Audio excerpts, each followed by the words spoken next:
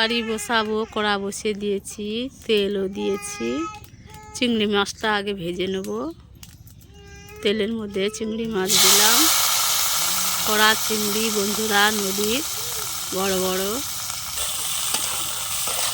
একটু হলুদ দিয়েছি, চিংড়ি মাছ লবণ দিয়ে ভেজে নেব। চিংড়ি মাছটা ভাজা হয়ে গেছে, নামিয়ে নেব। তরকারি বসাবো, কড়া গরম হয়ে গেছে, তেল দিলাম। তেল গরম হয়ে গেছে, পেঁয়াজটা দিয়ে দিলাম। পেঁয়াজটা লাল করে ভেজে নেব। রসুন বাটা দিলাম। ভালো করে মশলাটা ভেজে নেব। এবার আলুগুলো দিয়ে দিলাম। আলুটা নাড়াচাড়া করে ভালো করে ভেজে নেব। সরি বন্ধুরা, ভাজার কথা বলেছি। আলুটা ভালো করে কষিয়ে নেব। হলুদের গুঁড়া দিলাম 1 চামচ, লঙ্কার গুঁড়ো 1 চামচ, আর একটু দিলাম লবণ।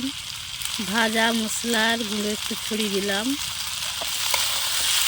ভালো করে নাড়াচাড়া করে কষিয়ে নেব আলুটা। টমেটো কুচিগুলো দিলাম। আলু চিংড়ি মাছ ঝোল, আলু চিংড়ি ঝোল বানাবো বন্ধুরা। ভালো করে আলু টমেটো কষিয়ে নেব। ভাজা চিংড়ি মাছগুলো তুলে দিলাম। বন্ধুরা, ভিডিওর সময় আজান দিচ্ছে, বেশি বলবো না।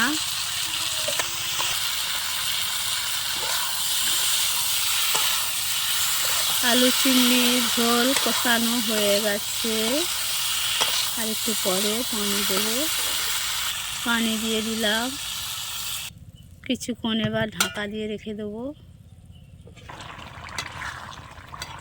ঝোল আছে অনেকটা, আর একটু মরবে। চিংড়ি মাছের ঝোল হয়ে এসছে বন্ধুরা। আলু সিদ্ধ হয়ে গেছে প্রায়। আর একটু পরে নামিয়ে নেব। চিংড়ি মাছের ঝোল হয়ে গেছে, নামিয়ে নেব এবার। চিংড়ি মাছের ঝোল, চিংড়ি মাছ আলুর ঝোল হয়ে গেছে বন্ধুরা, নামিয়ে নিয়েছি। রেসিপি ভালো লাগলে লাইক শেয়ার ফলো করবেন বন্ধুরা, সবাই পাশে থাকো।